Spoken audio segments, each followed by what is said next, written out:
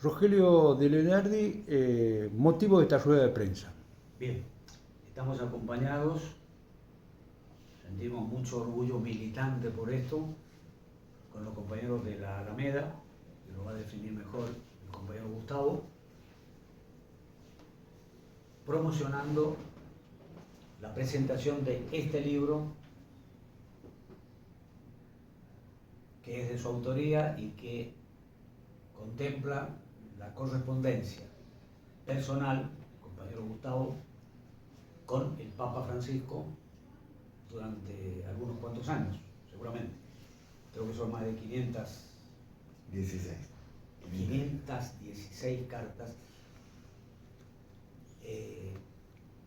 La presentación se va a hacer en el Zoom de AMP esta tarde, acreditación a partir de las 18, para tratar de dar inicio a las 18:30. Necesitamos la mayor promoción posible de este documento, de este libro, que seguramente ya está a la venta también, de manera que para eso están presentes 3 compañeros de esta organización de carácter nacional, que yo le voy a pedir en todo caso a Gustavo que, aunque sea breve, lo defina y que defina también el contenido del libro. Nosotros sentimos mucho reconocimiento por esta tarea que llevan adelante los compañeros, particularmente en el ámbito de trata.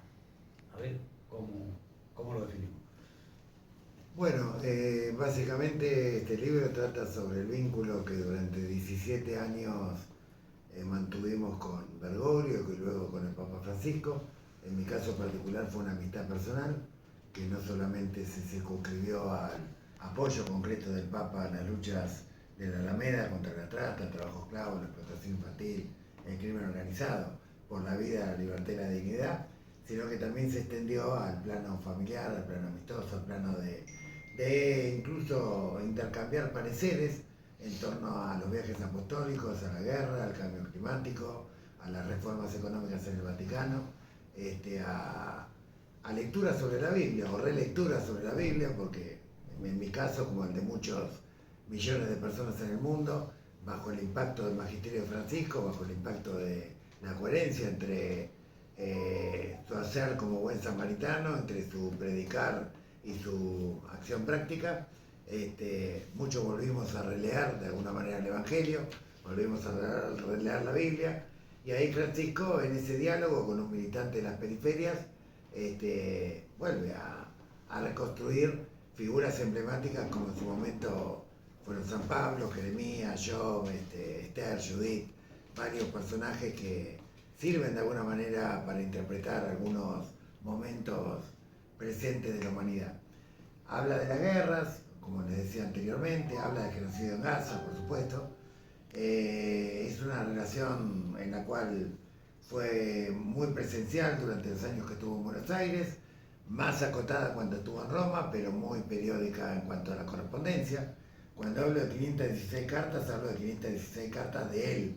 No estoy hablando de las 8.500 cartas que le envié yo, que obviamente no tiene ninguna importancia ahora. Lo que tiene importancia es básicamente qué de esas cartas se puede socializar y nos puede dar una enseñanza a los que militamos concretamente de la periferia al centro, de abajo hacia arriba, por una patria justa, libre y soberana, o como diría Francisco, justa, inclusive y sustentable.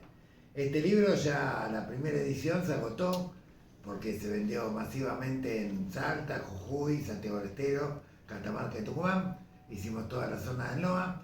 Ahora estamos empezando a abarcar Cuyo. Estuvimos ayer y anteayer en San Juan. Hoy estamos aquí en La Rioja. Mañana estaremos y pasado en San Luis.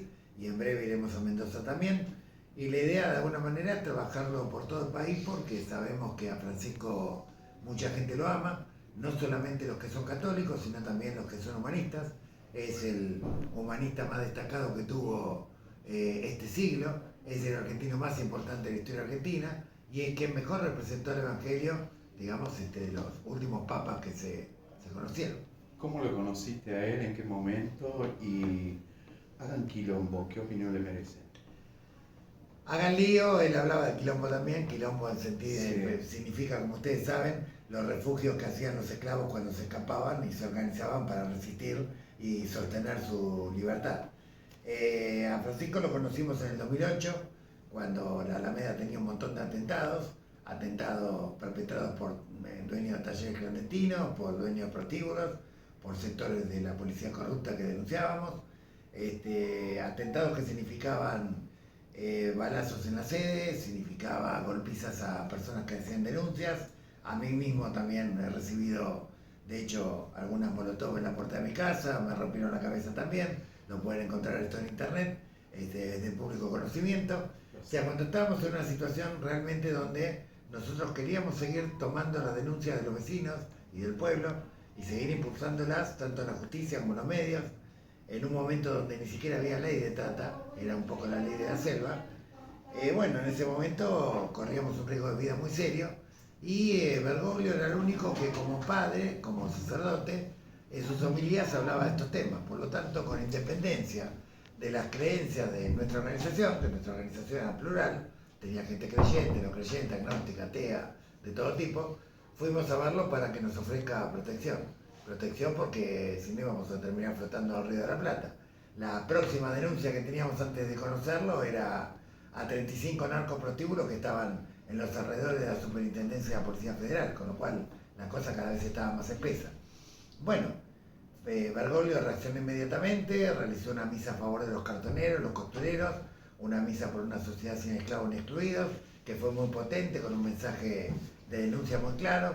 Empezó a acompañar a las víctimas, empezó a acompañar a las organizaciones que luchábamos contra la exclusión y la esclavitud, empezó a hacer misas públicas en Constitución, que en aquel momento era en Capital el barrio más infectado de talleres clandestinos, prostitución, narcomenudeo, explotación infantil.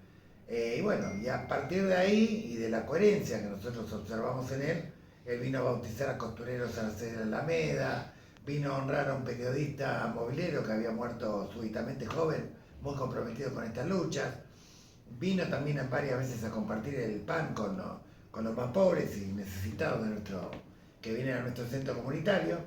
Por lo tanto se fue trabando una amistad que después se extendió en el tiempo. Él, a pesar de haber sido electo papa, nunca perdió la humildad, siempre te enseñaba a predicar con el ejemplo.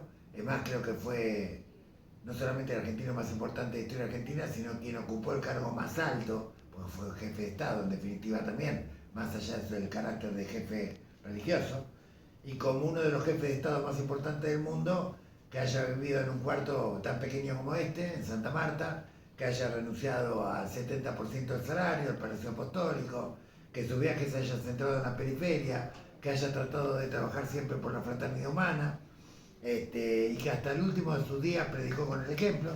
Creo que, bueno, le hace pasar vergüenza a cualquiera de los nuestros que una vez que son electos concejales, no sé, cambiaron de novia, de auto, de casa, pusieron vidrio polarizado y ya no responden a la gente. Y mucha juventud que piensa que el poder o el servicio al pueblo está asociado a la corrupción, el ejemplo de Francisco demuestra todo lo contrario. Demuestra que se puede estar en un lugar de altísimo poder. Dudo que cualquiera de los chantas corruptos que andan dando vueltas y que dicen que administran la cosa pública en la Argentina puede imitar siquiera una cuarta parte de lo que Francisco hizo por las cosas del mundo. Un Francisco que no se dedicaba a dar solamente homilías y se iba a dormir la siesta al Palacio Apostólico. Un Francisco que logró la paz en Colombia, un Francisco que logró restablecer, al menos por un rato, el diálogo entre Cuba y Estados Unidos, un Francisco que logró parar la guerra entre Armenia y Azerbaiyán, un Francisco que logró detener la primera oleada de bombardeos en Siria, un Francisco que hasta en sus últimos días denunció el genocidio en Gaza, un Francisco que promovió la fraternidad de cristianos y musulmanes expresada en el Fratelli Tutti. Bueno, es tan inmenso el legado de Francisco y es tan creíble porque además lo que decía con el pico lo sostenía con el lomo. ¿Qué es lo que cambió en la Argentina después de este diálogo con la Alameda, de Francisco y la Alameda? En la Argentina, más que en la Argentina, diría en el mundo. O sea, hoy llevamos, digamos, casi 8 meses de la ausencia de Francisco y se nota muchísimo en el mundo que Francisco no está. Yo no sé si Trump hubiera llegado tan lejos en su incursión en Latinoamérica totalmente violenta, arrasando con toda soberanía cuando secuestró a Maduro, si hubiera estado Francisco. Tampoco dudo mucho que hubiera logrado bombardear de la manera que bombardeó, de manera totalmente impune a Irán. Es decir, hay un montón de cuestiones que se han incrementado respecto a la guerra por los mercados que dudo que hubieran ocurrido en la época de Francisco, donde muchas veces logró evitar casi sobre la hora un montón de situaciones que hubieran sido infinitamente peores sin la presencia de Francisco. Esto por un lado. Y por otro lado, dudo muchísimo que en la Argentina se hubiera votado una ley penal juvenil para mandar presos a los pibes de 14 años. Eso creo que no hubiera ocurrido. Tampoco creo que hubiera ocurrido una reforma laboral tan obscena que destruye y arrasa con todos los derechos. Tampoco creo que avanzarían tan fácilmente con una ley como la de protección de los glaciares. Es decir, creo que hay un montón de cuestiones que nosotros no veíamos por todo el ruido mediático que le hacían a Francisco, pero que Francisco intervenía muy persistentemente, no solamente sobre los asuntos de Argentina, sino los asuntos del mundo. Fíjense ustedes que recientemente se revelaron cartas entre el pederasta, tratante y agente de un servicio externo, secreto, Jeffrey Epstein, con Steve Bannon, el principal referente de la ultraderecha a nivel mundial, uno de los principales operadores, en la cual intercambian cartas en el año 2013 preocupados, ¿sí?, por la intervención de Francisco en el Banco Vaticano. ¿Sí? ¿Por qué preocupados? Porque pocos saben en la Argentina que Francisco intervino en el Vaticano, el Banco Vaticano, y cerró 4.500 cuentas. 4.500 cuentas vinculadas al lavado de activos. ¿Lavado de activos de qué? Del tráfico de armas, del tráfico de drogas, del tráfico de personas, del crimen organizado. Estos están libros que salieron en Europa, Avaricia, Vía Crucis, que se venden acá, pero obviamente no tuvieron ninguna difusión de los medios oficiales. Pero, digamos, aquí en este libro hay un capítulo sobre la reforma económica del Vaticano y cómo se persiguió, por ejemplo, al cardenal Pell, que fue el cardenal australiano que lo ayudó a Francisco a terminar con todo ese acueducto de mafia, de crimen organizado, y esto es lo que Steve Bannon y no le perdonan a Francisco, y por eso lo querían derribar. ¿Se puede revertir esta situación actual que vive hoy la Argentina y el mundo? Sí, creo que Francisco nos ha dejado las pistas de muchas cuestiones que podemos utilizar como fuente de sabiduría para tratar de confraternizar con otros pueblos, más allá de las ideologías y las religiones, alrededor de cuestiones básicas de bien común. Creo que tenemos que reconstruir la fraternidad humana, creo que tenemos que unirnos en torno a la defensa de los bienes comunes, de la casa común, y creo que lo tenemos que hacer con un sentido de solidaridad intergeneracional. Solidaridad intergeneracional significa que ninguna situación es estática, detrás de toda victoria hay una derrota, detrás de cada derrota hay una victoria, pero por más larga que pueda ser el invierno, hay que preparar las condiciones para el porvenir, y si ese porvenir lo tienen que tomar otras generaciones, hay que tener esa solidaridad intergeneracional que tiene un padre con respecto a sus hijos o que tiene un abuelo respecto a sus nietos. La tenemos que tener a nivel social para dejar de alguna manera al porvenir mucho mejor de lo que lo encontramos. Muchas gracias.